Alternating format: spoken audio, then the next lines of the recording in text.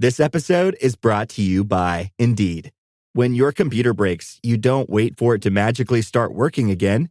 You fix the problem. So why wait to hire the people your company desperately needs? Use Indeed's sponsored jobs to hire top talent fast. And even better, you only pay for results. There's no need to wait. Speed up your hiring with a $75 sponsored job credit at Indeed.com/podcast. Terms and conditions apply.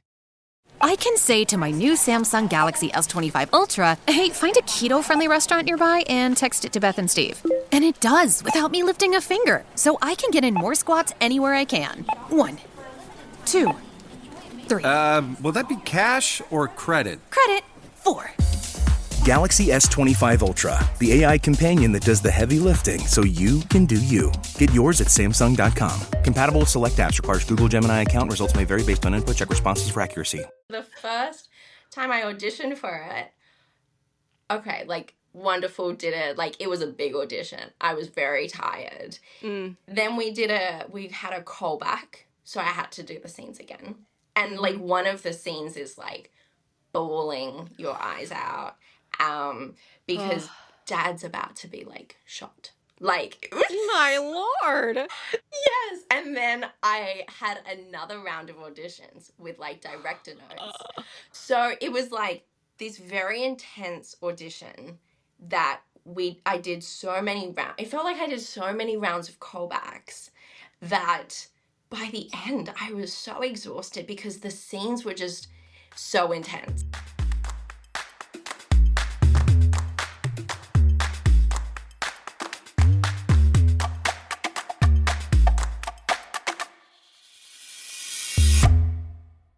Hello, world, and welcome back to another episode of Thanks for Coming In. I'm your host, Jillian Clare. If this is your first time tuning in, this is the show where I speak to fellow actors about their journey in the industry and I make them share an audition story. If you're not following the show on social media, make sure to hit those links in the show notes. You can also check out the entire interview on YouTube. All right, y'all, let's get to the show here today. I don't have a whole lot to share with you right now. We are, moving and grooving over here, I guess. And it's an interesting time to be an actor in Los Angeles. I'll say that. Today on the show, we have Melanie Wozniak.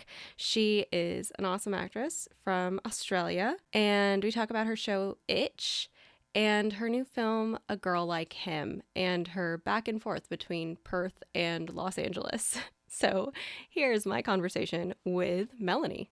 And welcome to the show, Melanie. Thank you so much for having me. Thanks for coming on. Are you currently in Australia? Is it super early there? I am in Perth, Western Australia, so it's 7 a.m. So the sun is just sort of slowly coming up. Okay, well, one, I wish I woke up looking as beautiful as you do at 7 a.m. Oh, God, please. That's wild. Good morning. Welcome to your day. Thank you so much. And it's the end of your day, right? Yeah, it's 4 p.m. here in Los Angeles. So, Yes. This is the end of my work day here. Okay, perfect. I love that for us. It's a tag team. It is a tag team. I love it. Well, I'm very excited to have you on the show today and to talk about all of the great stuff that you've been working on. Mm-hmm. But the first question I always love to ask my guests is, what made you want to be an actor? Yes. So I guess I grew up in a very, like, creative household. My sister and I both did dancing, ice skating, gymnastics, like modeling, and then drama at school. And it was definitely something that I really loved at school. So Mum put me in, like, a weekly class. And then I just feel like it's something that gained momentum. You start finding community, finding your people, like-minded people, and it was just so much fun. And for me, I think it was so about community as well. So it was just something that gained momentum. And then before I knew it, I was like, yeah, I guess I'm an actor. Yeah, I guess this is what I'm doing. And I was really, it's really lucky to even, I guess, find that and be able to pursue it and do classes and have the time and things like that to do that. So I got into it like that, and yeah, it's been Wow. so fun. That's awesome. Also, kudos to your parents for like Yeah. allowing you to do all of these different things and try all of these Yeah. different things. I feel like so many Mm-hmm. times you hear that kids were like, well, I had to play football or I had to do that. And Yeah. if you don't want to stick with it, that can be really difficult on you as a child and like learning boundaries. And how cool for your Yeah. parents to just be like, yeah, do whatever you want. I know, it's so, so lucky. So I'm so grateful for that. But I know exactly what you mean. There are so many people that really have to fight to be able to do something. And Hmm. it's kind of this, in a sense, of like a realization of like, oh wow, like when you get to pursue your dream, like we don't take that lightly, you know, Hmm. like when you get to do something that you're so passionate about, because so many people have to do some sort of other job because they Hmm. just have to. So yeah, I think being in the arts is such like, just I'm so grateful for that. Same. Yeah. Yeah, it's awesome, right? Same.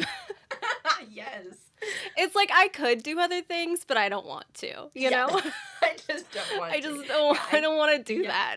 I just want to do Yeah. that. And it's sort of like once you've come so far, you're like, I have fought for many years to Mhm. get here. So like I'm still gonna keep riding this train. Like Mhm. creativity is ever evolving and growing. So I feel like once you're in a creative space as well and you just like, I don't want to give that up.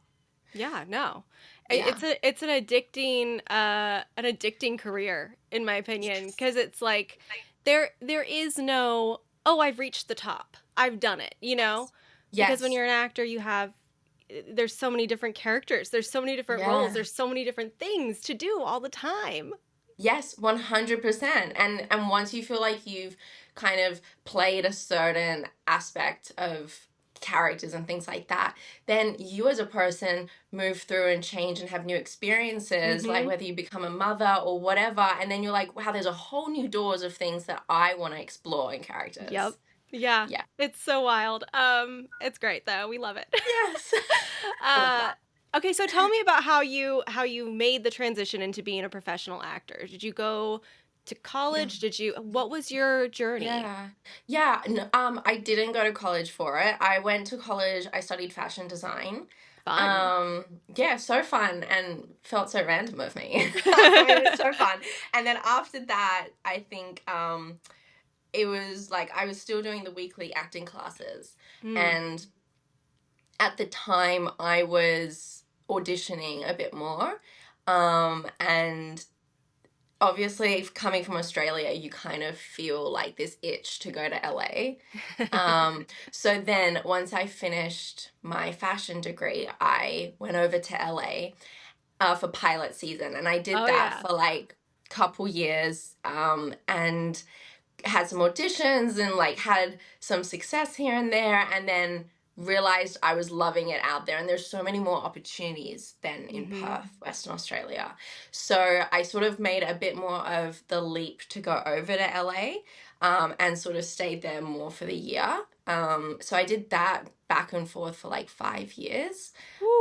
And through that period, yeah, I booked my series regular role on Itch, a TV series on ABC, which brought me back out to Perth, which is just hilarious. It's classic when you move away and you do like, I booked in my hometown. So I was like, okay. So then I came back for that and we did 2 seasons, and then booked some stuff out in America. But it was really cool because I feel like, yeah, I didn't go to college for it. It was just something that kind of happened, and I feel like as an actor, and I know people have such different opinions, but I learned so much just from auditioning and from improv classes at UCB and from other workshops, and I just kind of learned as I went, you Mhm. know?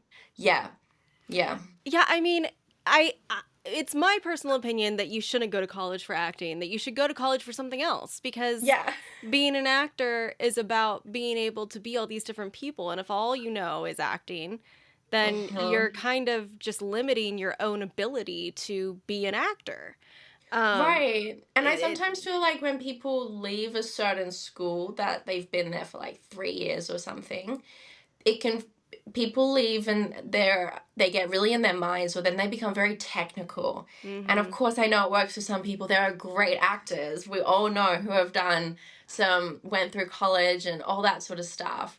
But it's just so interesting. Acting is so unique for each person. Mm-hmm. And I think that is just not the way to get there if you're trying to follow a blueprint Yeah. map. So yeah, for me, it was just like learning on the job and uh, just the occasional class here and there. And I guess just Yeah. traveling and then just understanding like empathy and tapping into human emotions and being like, Mm-hmm. this is like, I get that person, you know? Well, yeah, I mean, acting is just living, right? So Yeah. if you're not living, if you're locked in your room trying to study technique for 24 hours a day, you're not out there experiencing. And as Yeah. actors, it's our job to make somebody who's watching us feel like they're experiencing what we're experiencing.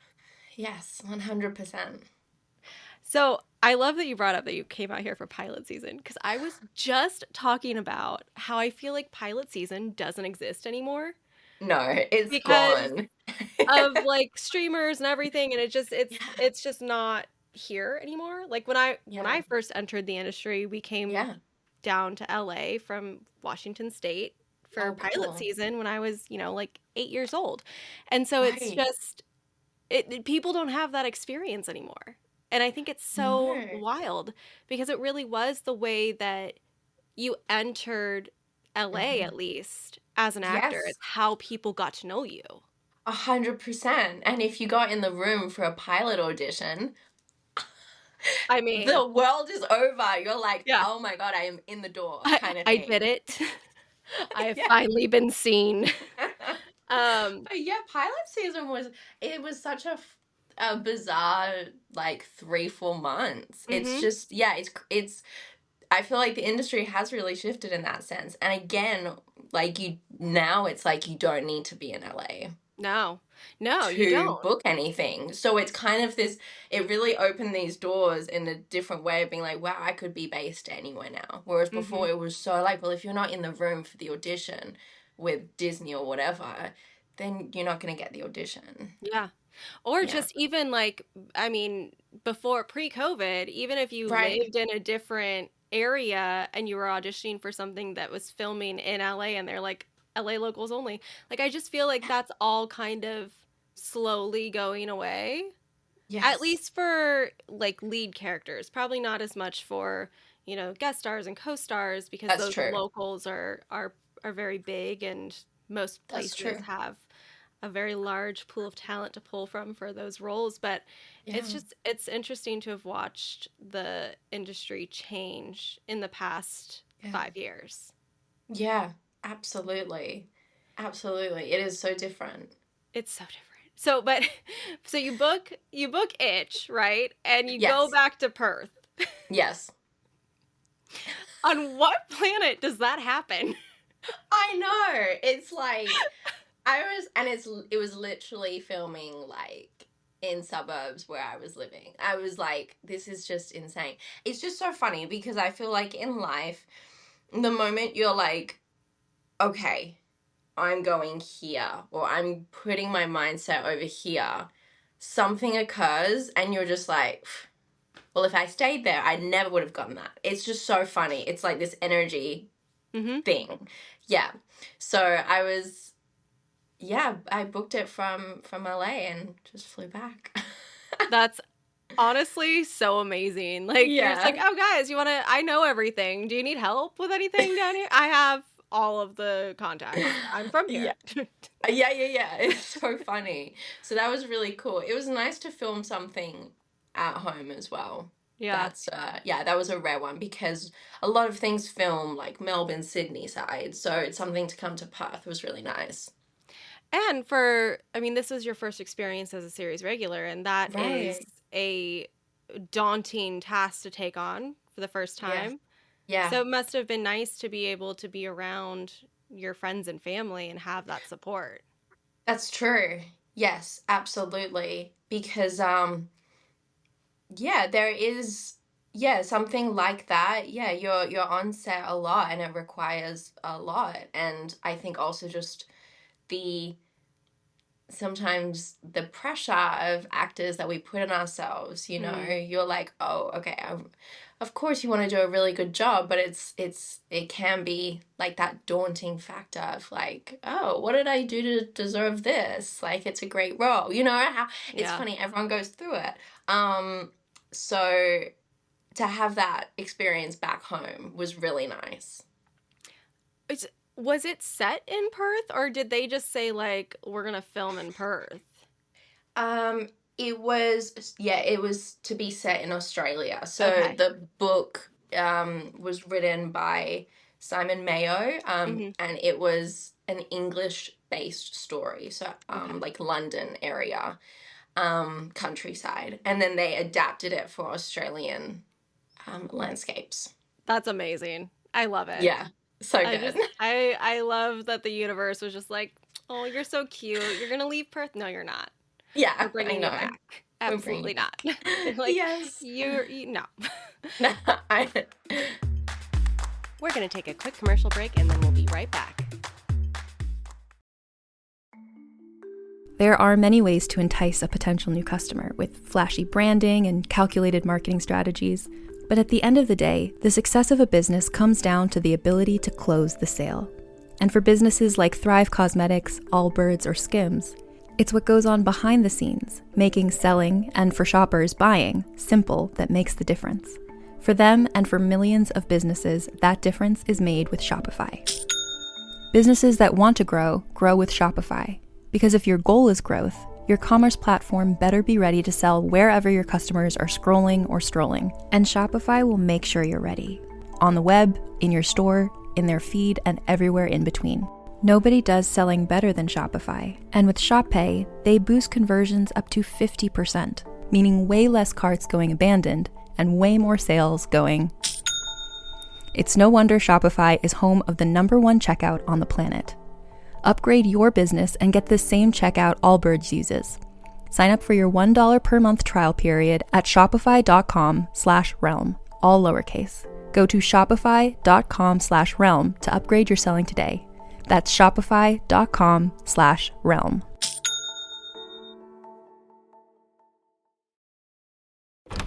Sergeant and Mr. Smith, you're gonna love this house. Bunk beds in a closet? There's no field manual for finding the right home. But when you do, USAA Homeowners Insurance can help protect it the right way. Restrictions apply. And back to the show. Okay, so you do Itch and you're filming the 2 seasons, and what comes next? Did you decide just I'm going to stay in Perth now, I'm going to go back to LA? What was that like for you? No, I went back to LA. It's like that, it was a moment of like, oh, well, we've got like momentum, It's like, come off this, let's go back to LA and like keep hustling, Yeah. So I went back to LA and I'm not sure what happened next. I did some great local sort of like shorts and things like that. But I think what came next probably was Diablo. I worked on the video game Diablo. So I did motion capture for Nyrel and a few scenes of Lilith. So that was really fun. And again, that was just such like a totally different experience. So very happy to have that experience in LA. Yeah. So yeah, we did that in LA. And I think then after that, the next thing would have been A Girl Like Him. Okay, before we get to that, Yeah. I want to talk about Diablo because Mm-hmm. performance capture is such a different skill. Yes. I have been told I've auditioned and callbacked for motion captures Amazing. before, and Yeah. they were like, "You move your face too much. Like you're just moving too much. We need you to like stay still." And I'm like, I Really? don't know how to do that. I'm like, I didn't really realize it, but apparently I move a whole lot. Wow, that's so interesting that Yes, that's the feedback.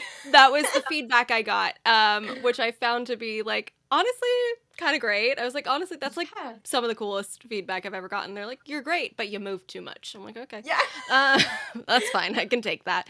Um, Yeah. what was it like for you adapting to this Yeah. different type of storytelling? Yeah. I loved it. I feel like I'm a very physical person. I love that sort of movement aspect. I think maybe coming from a dance background as well. Mm-hmm. So, like I think the movement was so fun because it was very obviously not just like human moving, you know? Right. It's not like we were being these creatures, but it was like moving through this world. Like Nirel lost her arm and it was like moving through like the wind and like, I don't know, just like trying to like see the whole space and like just, it was just very cool. Um, it was just a very different world than an Mm-hmm. on-screen audition or something like Right. that. And it was really, yeah, it was really interesting because we had cameras sort of like in all four corners of the like studio space. So in Mm. a sense, it was almost like you needed to be a little bit bigger because it kind of feels like theater for a sense because the cameras need to see the movement, Right. but not too big. And then it still had to be pulled back and natural because then it Mm-hmm. would be like the closer up shots. Um, but I feel like, yeah, it was just very much more like in your body, I think. Mm. Yeah. Did you have any like techniques that you employed to kind of build the world around you, or how did you do that? I mean, green screen acting like this, it's Yeah. difficult to have that world in your head. Did you have any Yeah. tricks? Um, probably just we got to listen to the voiceover that they Okay. had pre-recorded for the scene. So they played the voiceover and that was really, really helpful. I feel like that just shot me into the world because the Mm. voices were like just so amazing. Voiceover actors are awesome. It was Yes. just like so dark and like so gritty and the way the director was explaining the scene, we also had just like little images of what each person sort of looked like. So Mm. just quite trying to, I think for me, a big thing was just like imagination. And I Mm-hmm. think that was such a nice thing to pull from film and TV acting to motion cap. Like it all is the same thread. So I Mm-hmm. think just really creating the world and being very imagination based in my mind when moving through the scenes to Mm. make it feel just very believable. And I think for me, the voices really helped because it just dropped me in and was like, okay, we're in like post apocalyptic world, you know, like you can feel it in the voice. So I think for me, it was imagination. I love that they played the voiceovers because I Mm-hmm. feel like without that, right? Mm, If you didn't have that going on and you're just trying to like move through empty space, you, yeah. it would almost, I mean, for me personally, I'd probably be like, I look like an idiot right now. But Yeah, you'd be like, what is I don't know what's happening? going And on. yeah, and it would be like this big rock thing, Yeah. you know, it would be like this very light pole thing that they got from the side of the stage. And then you'd have to stab her with like a knife and then turn it, and it would turn into this other world or whatever. And the props you're using are so like light, you know, so you just Yeah. really, it would be like, oh my gosh. But I think when I heard also like Nirel's voice, Yeah. it's like that softer, lighter, but like deep sadness, like so much Mm. strength, but like she has been through so much. So I think, yeah, it was just so helpful to hear the voices. And I think things like that really help actors. We need Yeah. something. Otherwise, of course, we can improv and use imagination, but it's so nice to be dropped into the right world. Mm. So true. So true. Mm. But let's now talk about A Girl Like Him, which is your most recent film. Completely different than Diablo. Yes. So Completely. different. What's the movie? Who do you play? Tell us all about it. So the film is called A Girl Like Him, directed by Amy Weber, and I play Lena/Lennon. So the movie follows Lena in a small town of America, high school age, and we go on the journey with Lena coming out as non-binary. Oh, wow. And what that looks like, and the effect that coming out as non-binary has on the person itself and close relationships and family, and then the school kids, and just that like outer ripple as well, and just really how it affects everyone. And then moving through I guess to a place of, in the movie, it was like a beautiful coming around all the way to acceptance and really what it means, and coming to the core of like humans and no judgment and things like that. So it was a beautiful movie to be a part of. I mean, it sounds wonderful, and we obviously need far more non-binary stories out there in the world. Yes, agreed. What was it like for you to prepare for that role? Yeah, it was so wonderful because it was a challenge in the best possible way. There's so much weight to it. So as an actor, giving it all the importance and everything that it needs to make it feel so realistic as well. For me, I am a part of the LGBTQ plus community. So drawing on my own sort of stories was a really big factor in preparing for the role. And then I do really well when preparing for roles, like listening to other people's stories and then drawing specific things and then creating that as Lennon. So listening to a lot of non-binary stories, and I hearing them from the community, and through all these different ways, just drawing as much as I could to really feel in my body the journey that takes. Yeah. I mean, that it goes back to one of the cool things about being an actor, right? Is that you get to listen to all of these stories and then help those stories see the light of day. 100%. Yes. And hopefully reach people that it needs to be reached to. Yes, I really hope so. It would be, the hope is just that this movie can reach as many people, and the people who need to see it, that they can see it. Yeah. Well, that sounds like a really great film. I need to go watch it immediately. Is it out now? It's out, right? It is. Yes, great. It's on Prime and iTunes. Perfect. Everybody go watch it. That's very exciting. Okay, well, we've come to the part of the show where I ask my guests to share an audition story from your past. It can be something funny, something heartbreaking. Do you have a story you'd like to share? Well, the one that comes to mind would be, so when I was in LA, it was during like pilot season and things a few years ago.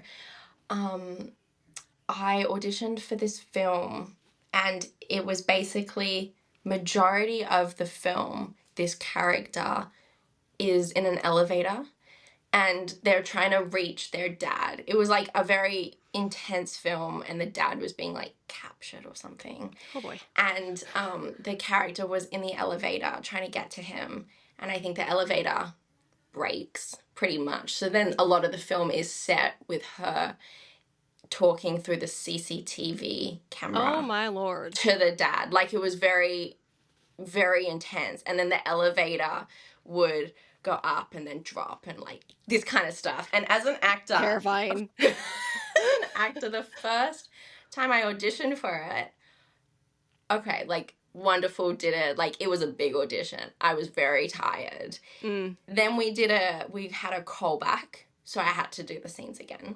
And like one of the scenes is like bawling your eyes out because dad's about to be like shot. Like, my Lord. Yes. And then I had another round of auditions with like director notes. So it was like this very intense audition that I did so many rounds. It felt like I did so many rounds of callbacks that by the end I was so exhausted because the scenes were just so intense. It was just one of those moments where like as actors, we are asked to do sometimes the most insane things. And we have to do it X amount of times, like, and of course we do, but like at the end of that, I was like, and I didn't get it in the end. It went to someone else. So after all, I was like so tired of like visualizing this stuff and imagining the elevator falling. It was just a lot of work. So you're like, maybe I didn't want to do that. Maybe it's like, good I didn't book that. Imagine doing a full month of filming in that. It's just it's funny the places that actors sometimes have to go. They're so dark sometimes. So then after that, I was like, I can't wait for my next comedy audition.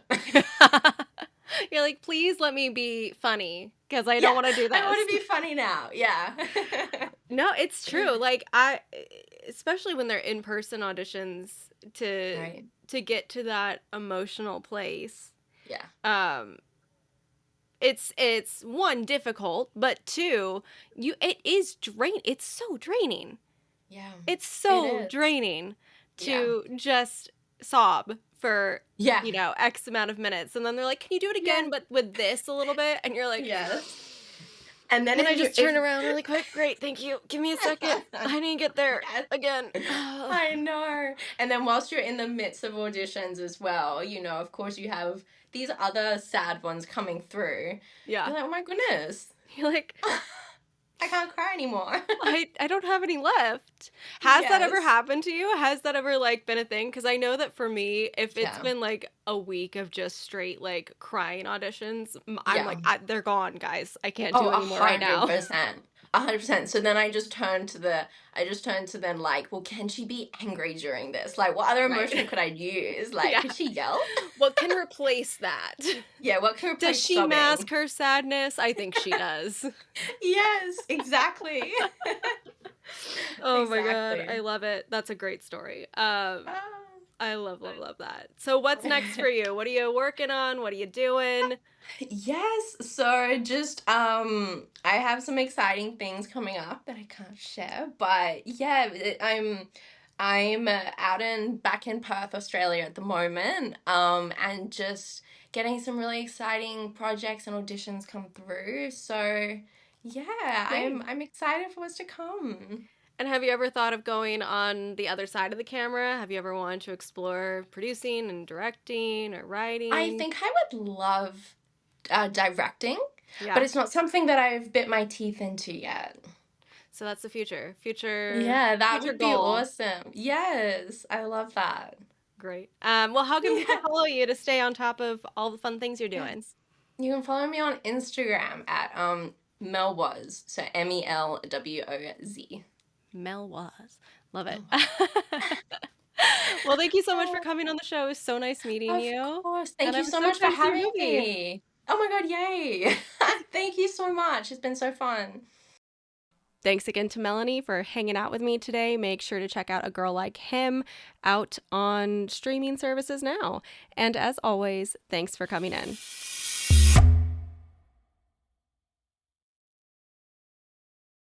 What's up, fellow TV watchers? It's Brian from The Core Podcast, where we cover all things Apple TV+. We are wrapping up our recaps of Emmy favorite Severance, but 2025 on Apple TV Plus is just getting started.